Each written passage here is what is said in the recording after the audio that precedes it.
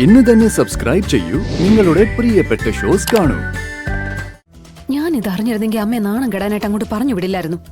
ഇതിലും നാണക്കേടിന്റെ കാര്യമൊന്നും ഇല്ലല്ലോ. നമ്മളൊരു സഹായം വെച്ച് നീട്ടി, അത് നമ്മുടെ മര്യാദ. പക്ഷെ അമ്മ കാണിച്ച മര്യാദയ്ക്ക് അവര് തിരിച്ചു മര്യാദ കാണിച്ചോ? ഇല്ലല്ലോ, കാണിക്കില്ല. സാറ് വിചാരിച്ച അടയ്ക്കാനുള്ള ഒരു സാവകാശോ അല്ലെങ്കിൽ ഒരു സ്റ്റേ ഓർഡറോ വാങ്ങിത്തരാൻ സാധിക്കില്ലേ? അതുണ്ടെങ്കിൽ അവർക്ക് വലിയൊരു സഹായമായിരിക്കും. സോറി ശാലിനി, ഞാൻ ആ കേസിന്റെ വഴിക്കേ വരില്ല. അത്രയ്ക്കും മീഡിയ അറിഞ്ഞ് ചളമാക്കി വെച്ചിരിക്കുന്നൊരു വിഷയമാണ്. ഞാനെന്നല്ല, ശാലിനിയും അതിൽ ഇടപെടാൻ ഞാൻ അനുവദിക്കില്ല. അത്രയ്ക്കും സെൻസേഷണലായി കഴിഞ്ഞൊരു പ്രശ്നമാണത്. ഒന്ന് ഓർക്കണം, നിങ്ങളൊരു കളക്ടറാ. ഒരു കാരണവശാലും ഇതിൽ ഇടപെടാൻ പാടില്ല. എന്റെ അടുത്ത് വന്നതുപോലെ മറ്റൊരാളുടെ അടുത്തും ഈ ഒരു കാര്യത്തിനു വേണ്ടി നിങ്ങൾ സംസാരിക്കാനേ പാടില്ല. കുടുംബ ബന്ധങ്ങൾ, അതായത് മരുമകളും അമ്മായിയമ്മയും ഭർത്താവും, അതൊക്കെ രണ്ടാമത്തെ കാര്യം. നിങ്ങൾ ഒഫീഷ്യലായി യാതൊരു കാരണവശാലും അവരുടെ കാര്യത്തിൽ ഇടപെടാനേ പാടില്ല.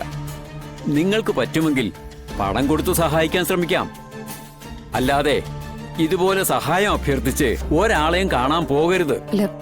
സർ, എനിക്കിതിന്റെ ദോഷവശങ്ങൾ അറിയാഞ്ഞിട്ടല്ല. പക്ഷെ ഇങ്ങനെ ഒരു പ്രശ്നം എന്റെ ഹസ്ബൻഡിന്റെ കുടുംബത്തിന് വരുമ്പോ ഈ ഒരു സ്ഥാനത്തിരിക്കുന്ന എനിക്ക് എന്തെങ്കിലും ചെയ്യാൻ പറ്റുമായിരുന്നു എന്ന് പിന്നീട് തോന്നരുതല്ലോ. അതുകൊണ്ട് മാത്രം ഞാൻ സാറിനെ കാണാൻ വന്നതാ. ഈ ഒരു സ്ഥാനത്തായതുകൊണ്ടാ ശാലിനി ഇതിൽ ഇടപെടാൻ പാടില്ലെന്ന് ഞാൻ കർശനമായി പറഞ്ഞത്. പിന്നെ ഞാൻ എന്റെ നിലപാട് പറഞ്ഞതേ ഉള്ളൂ. ശാലിനിക്കത് മുഖവിലേക്ക് എടുക്കണമെങ്കിൽ എടുക്കാം. ഒന്ന് ഞാൻ പറയാം, ഗവൺമെന്റിന്റെ മന്ത്രിസഭയുടെ മുഖച്ഛായ നഷ്ടപ്പെടാതിരിക്കണമെങ്കിൽ ഇതിന് ഉത്തരവാദിയായവർ ശിക്ഷിക്കപ്പെടുക തന്നെ വേണം. അതിനുവേണ്ടി ഈ മന്ത്രിസഭ എന്തും ചെയ്യും, എന്തും.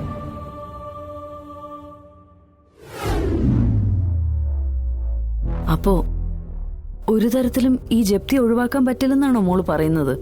ഇല്ലമ്മേ, ഒരു പഴുതുമില്ല. അവര് ശക്തമായ രീതിയിൽ വല മുറുക്കിയിരിക്കുക.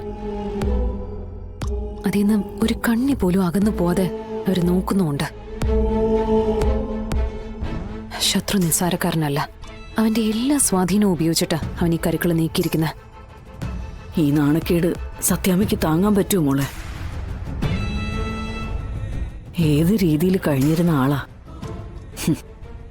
രാഘവേട്ടന്റെ കാര്യം ഓർക്കുമ്പോഴാ അതിലും സങ്കടം. ഈ സുഖമില്ലാത്ത അവസ്ഥയിൽ ഒരു വീട് മാറി ആ വീടുമായി യോജിച്ചു പോകാനൊക്കെ പറ്റുമോ? പോകാതെ മാർഗമില്ലല്ലോ അമ്മേ. പിന്നെ എത്ര വലിയവനും തിരിച്ചടി തന്നെയാണെന്ന് മനസ്സിലാക്കാനുള്ള അവസരം അത് തന്നെയായത്. എത്ര തവണ നമ്മളെ ആ വീട്ടിൽ നിന്ന് സത്യം ആട്ടിപ്പായിച്ചിട്ടുണ്ടമ്മേ. അമ്മയെ തന്നെ എത്രയോ തവണ അവര് സങ്കടപ്പെടുത്തി ഇറക്കി വിട്ടിട്ടുണ്ട്. ദൈവം എന്ന് പറയുന്ന ആള് ഇതെല്ലാം കണ്ട് മുകളിൽ ഇരിക്കുകയല്ലേ. കുറെ കാണുമ്പോ തിരിച്ചൊന്ന് ഇറക്കി വിടണമെന്ന് പുള്ളിക്കാരനും തോന്നിയിട്ടുണ്ടാവും. ആട്ടി ഇറക്കപ്പെടുന്നതിന്റെയും ഒരു സ്ഥലത്ത് നിന്നും ഒഴിവാക്കി വിടുന്നതിന്റെയും വേദന സത്യമേ ഒന്ന് മനസ്സിലാക്കട്ടെ എന്ന് കരുതിയിട്ടുണ്ടാവും. എന്തായാലും നമ്മളായിട്ട് ചെയ്യാനുള്ളതെല്ലാം ചെയ്തു. ഇനിയും വരുന്നത് അങ്ങോട്ട് അനുഭവിക്കാം. അല്ലാതെ യാതൊരു വഴിയും കാണുന്നില്ല. ആ മോളെ, ഞാൻ നിന്നോട് പറയാതെ ഒരു കാര്യം ചെയ്തു. ഞാൻ അവിടെ പോയിട്ടുണ്ടായിരുന്നു. എവിടെ? സത്യാമ്മയുടെ വീട്ടില്. എന്റെ കയ്യില് നമ്മുടെ ഈ വീടിന്റെ ആധാരവും ഉണ്ടായിരുന്നു. എന്റെ അമ്മേ, സത്യാമ്മ ഇത് സ്വീകരിക്കുന്ന അമ്മയ്ക്ക് തോന്നുന്നുണ്ടോ? അതോ അമ്മയുടെ കയ്യിൽ നിന്ന്? ഒരിക്കലും വാങ്ങിക്കില്ല. ഞാൻ ഇത് അറിഞ്ഞിരുന്നെങ്കിൽ അമ്മയെ നാണം കെടാനായിട്ട് അങ്ങോട്ട് പറഞ്ഞു വിടില്ലായിരുന്നു. ഇതിലും നാണക്കേടിന്റെ കാര്യമൊന്നും ഇല്ലല്ലോ. നമ്മളൊരു സഹായം വെച്ച് നീട്ടി, അത് നമ്മുടെ മര്യാദ. പക്ഷെ അമ്മ കാണിച്ച മര്യാദയ്ക്ക് അവര് തിരിച്ചു മര്യാദ കാണിച്ചോ? ഇല്ലല്ലോ, കാണിക്കില്ല. മാത്രമല്ല നല്ല ചീത്തയും പറഞ്ഞു കാണുമല്ലോ. ഏയ്, കുറച്ച് ചൂടായിട്ട് സംസാരിച്ചു. അത് പിന്നെ അവരുടെ സ്വഭാവത്തിന്റെ ഒരു ഭാഗമാണല്ലോ. ഈ സ്വഭാവം തന്നെയാമേ ആ കുടുംബം തകർത്തതും. എനിക്കിപ്പോ ഒരു പേടിയുള്ളൂ. ഇത്രയും കടുംപിടുത്തം പിടിക്കുന്ന സ്ത്രീ വിഷ്ണു നീയും മോളും കൂടി ഒന്നിച്ചോന്ന് കേൾക്കുമ്പോ എന്ത് ഭൂകമ്പമായിരിക്കും ഉണ്ടാക്കുന്നതെന്നാ. മോളെ, അവര് അടങ്ങിയിരിക്കുവോ?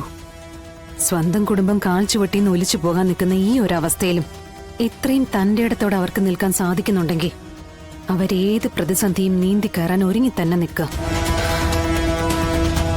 എത്ര ശത്രുക്കൾ അവർക്കെതിരെ വന്നാലും അവര് പതറില്ലമ്മേ. അതാണ് സത്യമ്മ. ഈ ഒരു ചങ്കുറ്റം കൊണ്ട് മാത്രമാ ഈ ഒരു അവസ്ഥയിലും ആത്മഹത്യയെക്കുറിച്ച് ചിന്തിക്കാതെ ജീവിച്ച് മുന്നേറി പോകുന്നതും.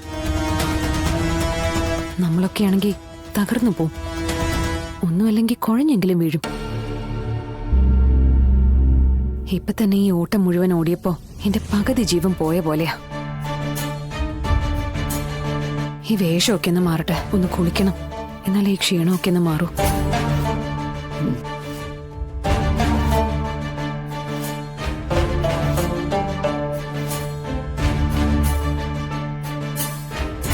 എങ്ങനെയാ ദേവി ആ സത്യാമ്മ ഒന്ന് സഹായിക്കുക?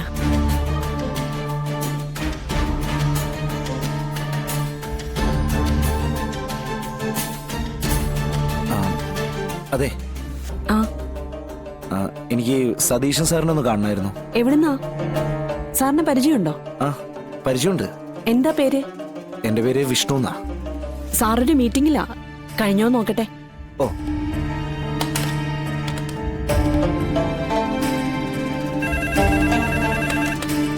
ഹലോ സാർ, ഒരു വിഷ്ണു എന്ന് പറഞ്ഞ ആള് കാണാൻ വന്നിട്ടുണ്ട്.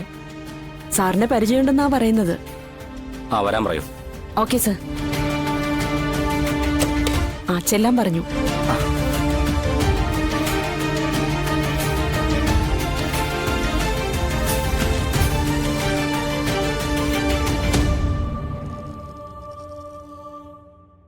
ആ, വരൂ.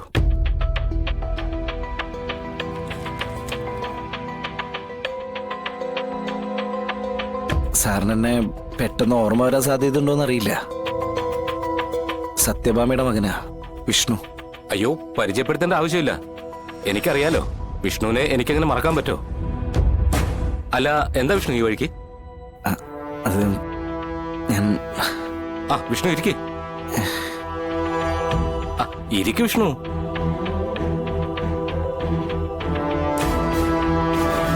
കുടിക്കാൻ എന്താ വേണ്ടത്? കാപ്പിയോ ചായയോ? അല്ലെങ്കിൽ കൂൾ ഡ്രിങ്ക്സ് വല്ലതും എടുക്കട്ടെ? ഏയ്, ഒന്നും വേണ്ട, ഞാനിപ്പോ കഴിച്ചേ ഉള്ളൂ. Okay okay. സത്യാമ്മയ്ക്കും വീട്ടിലെല്ലാവർക്കും സുഖം തന്നെയല്ലേ? ഓ സാർ. അയ്യോ, സാറെന്ന് വിളിക്കണ്ട, സതീഷ് അങ്ങനെ വിളിച്ചാൽ മതി. ബിസിനസ്സിൽ എനിക്കൊരു ക്രൈസിസ് വന്നപ്പോൾ എന്നെ ഏറ്റവും അധികം സഹായിച്ച രണ്ട് വ്യക്തികളാണ് സത്യാമ്മയും വിഷ്ണുവും. അന്ന് ഒരു ഡോക്യുമെന്റ് വാങ്ങിക്കാതെ പണം എനിക്ക് തന്നത് വിഷ്ണുവിന്റെ ഒറ്റ ഉറപ്പിലാണ്. അതൊന്നും എനിക്ക് ഒരിക്കലും മറക്കാൻ പറ്റില്ല.